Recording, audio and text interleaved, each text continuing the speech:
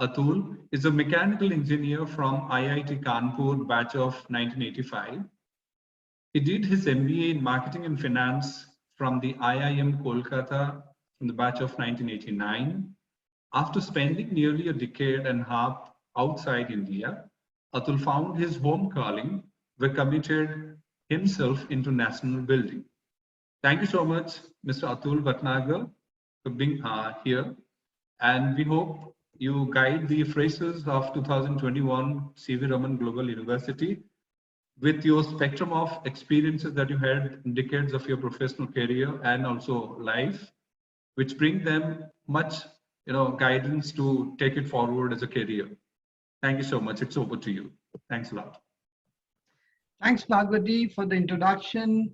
Namaste to everyone. Good afternoon to all the students and the faculty and invited guests. It's a great pleasure and a big opportunity for me to be able to address you all.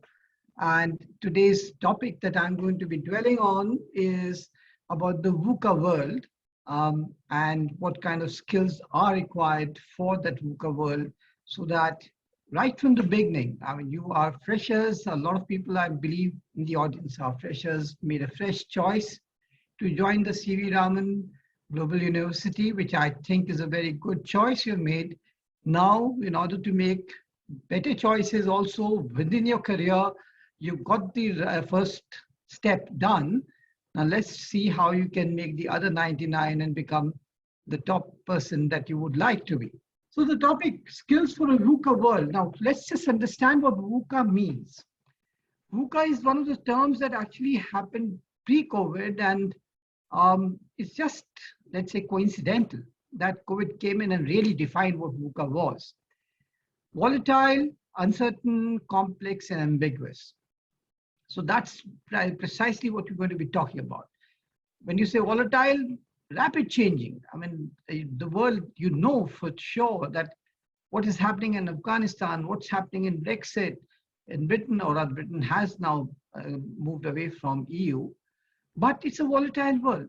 Uncertain, nobody knows what's the next step going to be, what is the future going to look like, especially, let's say, a place like Britain, what's going to happen in future if they are going to be away from Europe. Complex, I mean, a simple little virus way back in Wuhan has brought the whole world to its knees, because we are all interconnected and interdependent. And ambiguous, because there's no one clear answer. There's no one right answer to be able to go ahead. Now, this is the world we are entering, or we are in right now. But doesn't mean that we get depressed with it. With such, let's say, adversity comes opportunity also. And that's precisely the objective of my presentation today, is that you're going to be finding your opportunity, your passion, and where your career goes in future based on the skills that you acquire. So let me come to what the skills are, and I will take a lot of examples from my personal life to be able to explain what I think is meant by these competencies. So critical thinking and analytics. Now, this is where, I mean, we keep hearing the word analytics so many times. So you have to be a foodie for data. When I say foodie for data, they like the way you enjoy good, fish and rice and maybe rasgulla, etc. You're a foodie. You like that kind of food. Same with data. You have to work on data. You have to appreciate data. You have to look for data as if it's food for you. Now, way back when I started my career, way back in 1990, when I joined Citibank, I got gotten into credit cards. I didn't know much about credit cards. And on top of that, I was put into credit cards fraud control, which was even worse. There were no courses at that time. There was nothing called a credit card, educational program. So you had to learn from basic principles. Now, how does fraud control happen with analytics, etc.? I mean, I'm now talking 1990. We just had Foxbase as our basic tool in software, and we had Oracle. And those were those were coming in as RDBMS languages, but now the world has changed quite a lot. So you will find some of the things that we did very, say, manually can now come out from the system itself. So fraud control, how did analytics work there? So from analytics, I could find out, okay, look, what is a behavior pattern of a person who is not a fraud, a simple customer who uses a credit card for his or her needs, and a fraudster who takes somebody else's credit cards or maybe misrepresents his details and takes a credit card in order to make a fast buck. So how do I analyze his or her transactions? Because I'm never going to meet the person. There were 1 million customers around the place. How many people can I really meet and say, okay, and even if I meet and find somebody as a fraud, I can't say you're a fraudster because that guy will come and sue me. So how, by looking at transactions, I can find which transaction is probably, it's never for sure, probably a fraud. And that's how you try and get, let's say, intelligence or insights. The same applies today. In fact, if you look at, let's say, IPL, some of the guys who must be watching IPL closely know very clearly the kind of analytics they put up. How one bowler against one particular batsman, how many times he's gotten out, which side has he gotten out, what was the ball looking like, how was it swinging, what kind of delivery was made, was it in the first part of the over, the second part of the over, all those kind of things. Amazing kind of analytics come out from there. So when you look at IPL, think of analytics, let's say. It's just one of those where you can get to learn, and besides what you learn in class, that's where you see the application of analytics. Meditation becomes very important when you are working in a corporate life, especially because you have to stabilize yourself on a daily basis. It's not like a medicine. You take a particular pill and then your fever comes down, etc. So you have to be very, very careful of how you're going to do things on a particular day. Even today, I was addressing you all. I did my meditation before I'm starting this particular session. Because I feel when I do my meditation and I talk, I feel better inside. And at the end of the session, I'll get to know from your feedback whether I made sense or not. So self-awareness, what is your passion? What excites you? Because when your passion and your job are the same, you will find yourself much more at peace. You may get a little less money than the other person, but the fact of the matter is you will be happier with your own people, you'll be happier at work, and you will have good sleep. Others will be trying and popping pills to take, just to get that extra money and status in society on doing some work which it doesn't excite them. So self-awareness, what are you good at? What do you think you are good at? It doesn't matter whether it's in sciences or it's in arts or in commerce or maybe drone photography for that matter. But if you have a love for photography, love for outdoors, you should be able to take such a profession which gets you that kind of exposure. Cross-cultural thinking. Now, it's very important here that people sometimes are looking at, can I get a job within 50 kilometers of my place? I can come back home during weekends or maybe on a daily basis, and I can live my life through. No, that's not the way. I think if you have joined such a big university, you have come to become a global citizen. It's not about being Orissa. It's not about being in Eastern India. It's not even about India. You look at your world as your career making platform. So work in other countries. Even in India, work in the regional center. If you're in Orissa, try and go and take a job in somewhere in south of India or Kashmir for that matter, something very far, something new that you learn from there. Because what you learn in a cross-cultural thinking, you tend to meet so many other people with varying kind of, let's say, experiences. Say, when I was in HSBC in Dubai is one a melting pot of many cultures. Once we did a database search on our system in the banking era, and there were 185 different types of passports there. In my own team, there were at least 25 different sets of people of different countries and different cultures, and they spoke amongst themselves nearly 45 different languages, including Pashto. Pashto is a language in Afghanistan, but people knew that. So, and it used to be fun because every day would some kind of festival happening in some part of the world and that culture, and they're bringing food in. They have a different way of thinking, and you get some fresh ideas. You just by doing this cross-cultural thinking, it actually enhances your level of awareness. You can think widely. And I'm not talking only of a job. When you do become an entrepreneur, and I will talk a little bit about entrepreneurship later, but this is very important to know the cross-cultural thinking. Computational thinking. So again, how do I, when I get a lot of data, and I'll give you an example. When you fill up an application form for a credit card, so there's the usual things, name, address, Aadhaar card, where you last working, what is your salary, etc. Those are the standard ones. There's something called, there's a small field called number of dependents. And all of this we used to use as you computed, let's say, a credit score. What is a credit score? Because now so many thousands of applications come in on a daily basis. Everybody wants a credit card within 24 hours, maybe 48 hours. How do you analyze that? So you kind of punch in all the data in, and you run it through a statistical tool, and you get a credit score.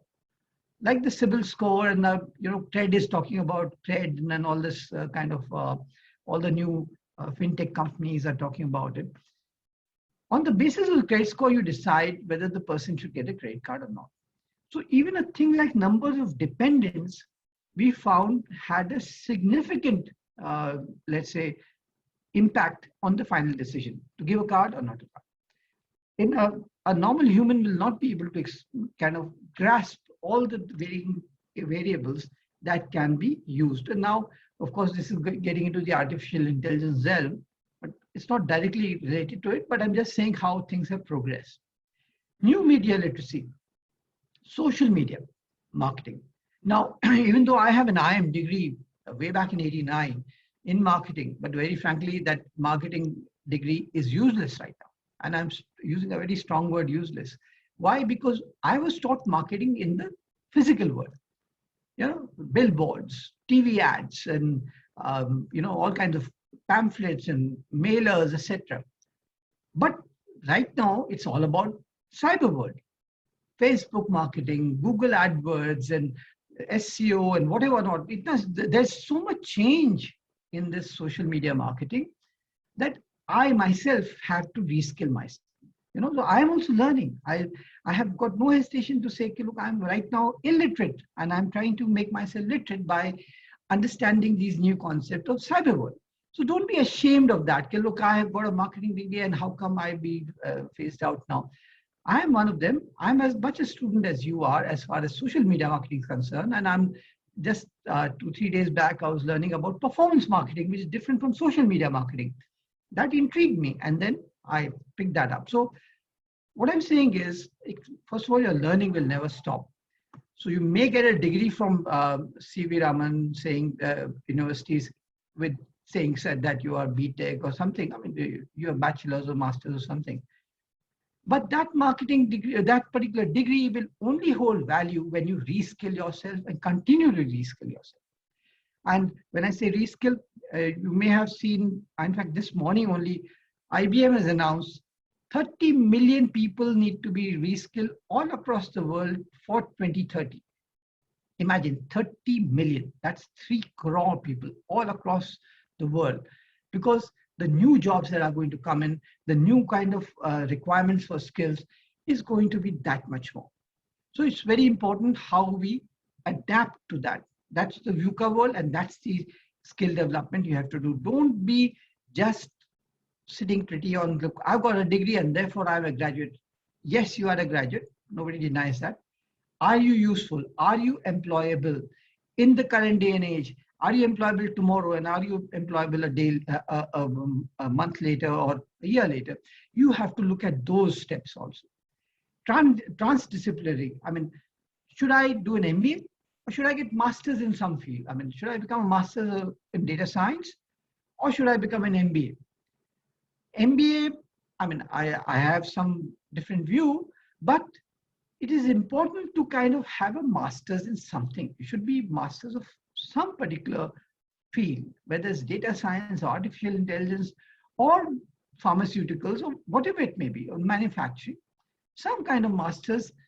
And I don't say masters only in a physical, in a degree sense, but you should be able to provide some outcome to the, when I say outcome, when you enter an organization, you couldn't be saying, okay, look, I have a degree, but now you have to teach me. Nobody's got the time. They all want you to be productive day one, or maybe day 7, first 6 days, you go through your orientation program, etc. So what I'm trying to say here is, during your time in the university, you should look at what excites you, what you can master it, and don't look at what other people are doing and therefore I should go in that direction. Everybody is right now looking at IT as a way to go. If you're in an engineering institute, you should look at manufacturing, very frankly. Manufacturing is the in thing for India now, because if we have to replace China in some shape or form, and China's, and it is possibility, it's not like, say, out of reach for India, but we need people like you. We need people who can do their mastering in the engineering field that excites them. Then the design mindset. Along with this is the design mindset, and there's a discipline called the design thinking. And I'm sure you know your college will be having faculty which specialize in design thinking. Design thinking is not only out of the box, but is also trying to put in the human element. It's a new way of thinking. And that design mindset is, can I make something for the world to look at and to use, not to just look at as, I mean, people make pictures for everybody to look at. But here is, can I be useful to the society in some shape or form? And that's how these startups are coming. And why not robots for that matter? So that is the new thing that you have to think in your mind. Again, don't think in ways by which your parents or your grandparents went through this whole rigmarole of doing and graduation and then take a degree and get a job and try and be loyal to the organization for the next 30 years. Doesn't work. It won't work now. In fact, the older you are, the more loyal you are, there's a good chance you might become redundant very fast, because the new crop is coming. And you guys are the new crop. When I say new crop, means you are the demographic dividend of this country. You may have heard this word called demographic dividend. Now, demographic dividend means the Indian population, especially the youth population. That's where you are. I'm redundant, very frankly. I'm twice the age of, let's say, what the average age of an Indian is going to be in 29 years in the next 2-3 years. You guys are going to be holding that banner of being the youth who are skilled in India, and you can be functional anywhere in the world. The world is going to have a shortage of nearly 55 million workforce. India will have a 47 million surplus. Now, how do you kind of replace that 55 million with all Indians? Is when you have the skills, relevant skills to what is required at that time. So don't just jump into IT and, you know, I'll get a job somewhere. No, IT is going to get filled up very fast. Maybe in manufacturing, or maybe in some kind of other automation. Aviation might be, or, you know, space can be another. Then so many different ways where you can look at new things by which you can prove your worth. Virtual collaboration. And that is where it also linking to the cross-cultural thinking. There you are linking up with humans. Now you'll have to work with bots, with robots. You will have colleagues, which will be called cobots. And cobots are nothing but robots who will be literally reporting to you for that matter. And if you don't do a good job, they might become your boss also, because artificial intelligence is going in such a way. So you have to learn. It's not about human resource. When you get into human resources management or something, it's not about only humans that you are going to look. You are looking at resource management, can be robots also. So these are ways I've just outlined, and this data I've taken from what are the skills for the future workforce. It's a YouTube video. Have a look at it sometime. But I've tried to apply things from my own personal experience where I could see a utilization of skills. Now, that's very important. During my career, as Bhagwati just mentioned, I started off as an engineer, and I worked for 2 years in Tata Motors, and I was on the shop floor. And I was taught welding there. For a week, I was doing welding 7 days a week, totally, from morning 8 to evening. And for the first time, I realized if you don't get a 15-minute break every 2 hours, the welding productivity actually goes down. And none of the books mention it, by the way. So when you want to calculate, look, how many welders do I need for a particular job, and you see the number of work hours you have, you will land up with a different figure. And you'll compare to if you were to take 2 hours break and give some 15 minutes off, etc. Second, when we were doing the welding, and we were from IIT, etc., and we were doing things on the ground, but we never let our ego come in between. So we were working as a welder, and our eyes used to become so, the pupil in our eyes used to become so dilated that we couldn't sleep at night. So we had to go to the pharmacy first, and they used to put some 2 drops to, again, shrink the pupil, because if you just go and start sleeping at night with your eyes, you looks like the sun is shining through your closed eye. If you have to be skilled at something, you have to practice that. It's not about theoretical knowledge from the book and not by just passing exams. It is how to you deliver skills to your hand. Going back to now, what are the skills in demand?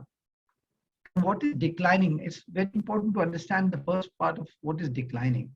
So anything that has memory, verbal, and auditory memorization bit is all gone, because everything is available on the Google. Everything is available through, the old rote learning is out of the window now. And financial material resources, all of this is computerized. Management of personnel is also getting outdated now. As I mentioned, you have to now manage personnel and machines at the same time. So these are the ways by we need to kind of look at what is, again, trending in 2022. Critical analysis and thinking that I just mentioned, emotional intelligence, some of these things we have talked about in detail. Some of this you can look at it, and I'll leave this presentation with the Institute, and of course there'll be a recording of this happening. So you can read all these skills later and maybe find in Google what is meant by, let's say, leadership and social influence. So what does it mean, and how you want to adapt yourself to it. And you're in a great place. You have got professors around. So some of the professors may not like me saying this, but you make life miserable for them. Now, when you say life miserable for them, is ask them questions. Ask them, sir, I don't know this. Can you find out for me? Can we work on this together? Because what a professor loves is a student who asks questions. A professor also learns at the same time as a student. Otherwise, if the professor has to just come into a class, write something on the blackboard, and after 45 minutes exit the class, it's not exciting for him. What's exciting for a professor is an interactive class. An interactive class where some of the things maybe he might not know at that moment, but he can find out. And he can find out not only from books, but from people around. Even he can reach out to other faculties across the world and say, look, what are you doing in this current day and age about a particular thing my students are asking. This is very important that you take interest. You have to make your career. The professors are only enablers. And again, I said, it is not about marks. You might get 100 or 100, or you might be the top person in that institute, and you might be topping every single class. But the fact of the matter is, do you have the skills? Do you have the emotional intelligence for, every time that you go into a class and you attempt an exam, if you can't be stable and you come out saying, look, I need a stiff coffee, or I need some drug to sleep because I'm so stressed out. Well, stress is part of your normal life. It's going to be. In corporate world, nobody is going to give you pills to pop in and say, okay, now you go to your room and sleep. So it's important that you adapt to this new environment that you're getting in the university. Work together with your professors. Even if you want to become an entrepreneur, this is the best time to start thinking, how do you make a business plan? Now, when you make a business plan, it's not again about marks. Can I, create a Excel spreadsheet and I create a 5-year plan of how the revenues are going to grow and what are costs like and what are the operation costs and capex and depreciation, all the financial terms. It's not about that. It's more, look, how can I think of a particular product or a service, then forecast what kind of revenues I can get from there. How do I expand the market? What kind of target market do I look at? And for all of this, when you come out of the institute, you will be looking at, okay, look, who can help me? Right now, you are getting into the institute. You have so many professors around you, so many faculty members around you. You can ask them, what is innovation? What is this development or business plan? And once you master that, while in the institute, you're actually getting it for free. Pay attention in class. Be very serious about assignments, and more so than your exams, because your assignments are going to actually bring out that habit of, can you solve your own problems, complex problem solving, sitting alone. Because when you get out in the normal world, you're not going to have the same professors looking after you and being there to solve your problems. You'll be all alone. So what you do in the next 2, 3, 4 years, whichever type of course you're taking, how many months and years you're going to be in this institute, be very, very, let's say, serious about learning. Learning is the in thing now. And learning from people who are around in this university. You've got a great name of C.V. Raman. He's the first Nobel Prize winner in sciences for India. Live up to that name. That's the result I would like you to follow. Now, let me come to the skill world and the education world. So in the education world, as you see on the left-hand side, you know very clearly, if I say somebody is class 9 pass in 10, 11, 12, and PG and PhD, it's all very clear, and immediately a ladder forms in your mind. He's a graduate and he's a postgraduate, he's only 10th pass. On the skill side, there's no such ladder. So if you say skill, you don't know how much skill. So this is, let's say, a 10-point ladder that's been created called NSQF, the National Skills Qualification Framework. And this is where we try and map the skills and give it a certain, let's say, a number to it. So okay, this person is skilled more than another person. So you've all seen, some construction site happening, and there's a truck coming with a whole lot of bricks, and a person, there are these laborers who come and balance the bricks on a small Tesla on top, and they all that they need to know is, like, bricks are placed properly so that they don't fall while they take it from the truck to the project site. So that's minimally skilled. So that's level 1. Level 2 and 3 are to be seen with level 4, let's say. Level 4 is a mason guy, let's say. Mason is a skilled person, and his skills are actually right now more than any of us here, because he's the one who knows how to fit the bricks in, cement it. If there are 4 walls to a room coming up, are the walls meeting at right angle? Are the walls straight? How much cement to put in? All of that, he's a skilled person. Very frankly, if you were to answer those questions, I don't have an answer to those. Okay, fine, yes, maybe, but then he's the skilled person. And he has, let's say, two of his helpers who mix the cement, hold the plumb line, add water to it. Sometimes the mason says, I'm going out for a tea break. Why don't you do the next 3 breaks? So over a period of time, the semi-skilled people, they also learn by seeing the skilled person. So that's at 4 is where all the skilled people are going to be, like your masons and carpenters and all of that. They're vocationally skilled person, let's say. Correct? Now, what is level 5? Level 5 is the supervisor at the project site. So he's looking at the whole project, saying that, is there any absenteeism happening? There's no pilferage of resources happening from there. If there is any absenteeism, he will try and get temporary help. all of that. Productivity, he looks at their performances. So he's a guy who's running around all the time and he's being referred to even for conflict resolution. He's the one who's looking at it. So from a vocationally skilled person, you're now getting to a bit of soft skill, which is like conflict resolution, planning, um, appraising and managing a small site, not even managing, supervising a site.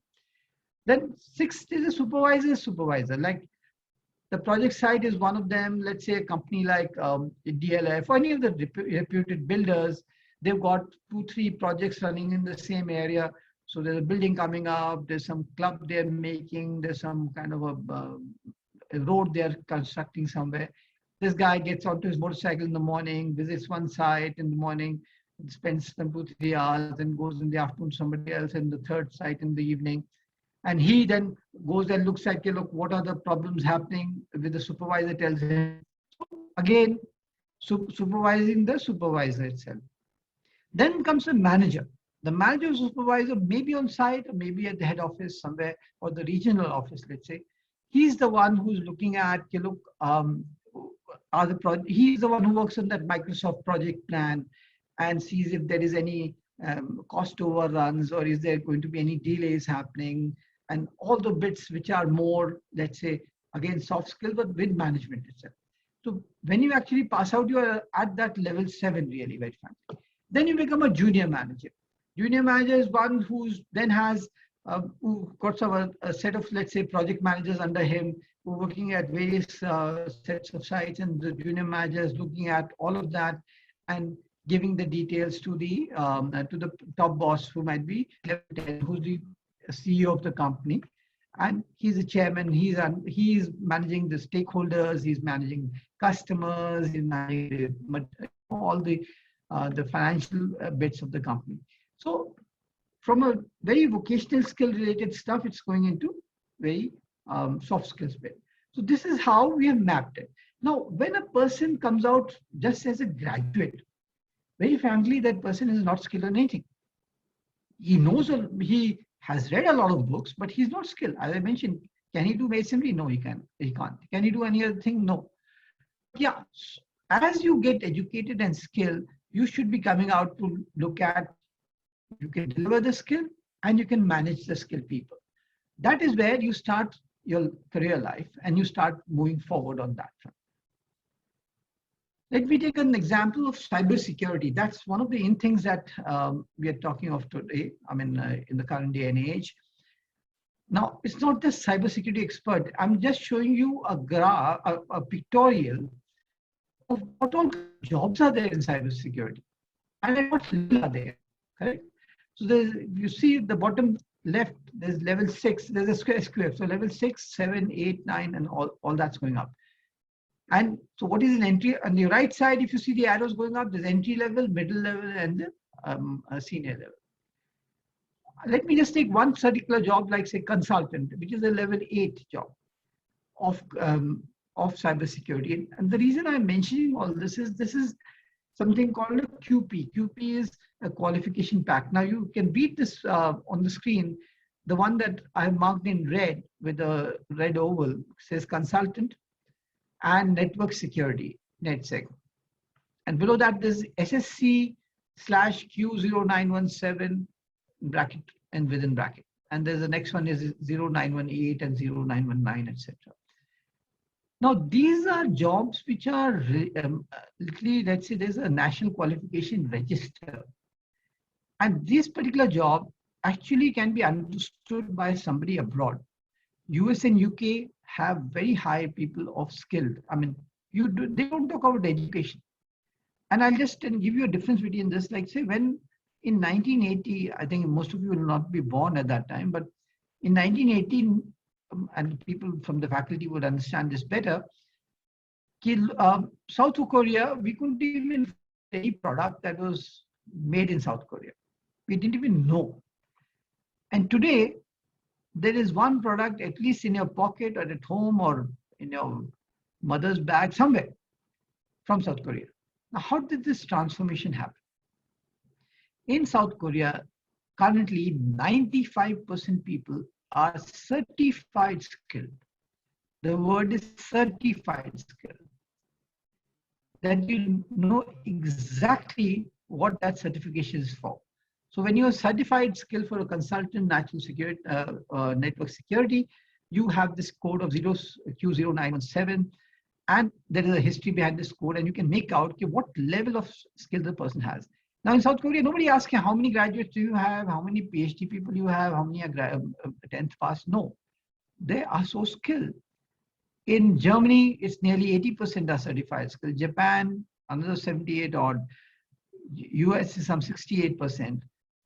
In India, it's less than 5%. That is a problem that India is facing because our skills are not mapped. And you know for yourself, when you call a carpenter or a plumber home, you have absolutely no idea whether the person will do a job well or not. You go on the basis of somebody refers someone and the person comes over. So this is important to be certified skilled in something, as I mentioned earlier also. It's important to know what you are getting into, and as long as the job is related to what your passion is, it'll be a good. These are the skills you can show. If you look NSQF level, I'm saying 8. What is the minimum qualification? Graduate in security, computer science, electronics engineering, or information technology. Minimum job age area, 21 years. Experience, 2 to 5 years of work experience. Now, what are the skills that you are requiring for that? So provide network security recommendations as per requirements. Carry out configuration review and provide recommendations for secure configuration of networks and security devices. Test, run exploits to identify vulnerabilities in network. So my suggestion to the faculty and to the people is, when you are being tested in exams, you will literally be tested for these kind of skills. That's where you can bring a linkage between the education and the skills. So when your, let's say, test papers happening, or when your assignments are being done, or when you've done projects, or any kind of paper that you're producing, it should be able to test one or many of these kind of skills. So you know exactly when you step out in the world, yeah, I've done this, I know this, because I was tested on this also. Yeah. So it's not about saying, okay, look, I've got a cybersecurity, I've done five courses in cybersecurity. No, it's about those 5 courses in cybersecurity can give you, let's say, mastery in one or many of these skills. Managing a project team itself, what are the skills required? Writing skills, reading skills, oral communication. Again, when you have your project management class or your project management, let's say, exam, these are the skills that you should be developing. It's very clear. There's nothing left here to say, okay, do I have the skill or not? The questions, the kind of assignments you're given, the kind of problem you're solving will be related to one or the other or multiple.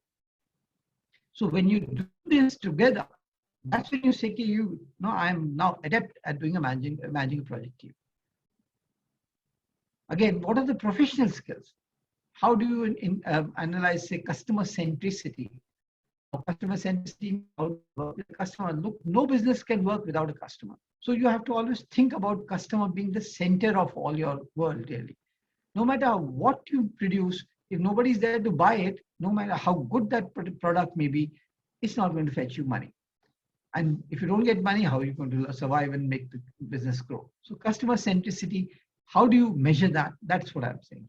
Yeah. And final piece of advice is basically don't think what you want to be, think about the skills you need to know and how you learn them. This is very important. This is like a mantra for you, and all the best.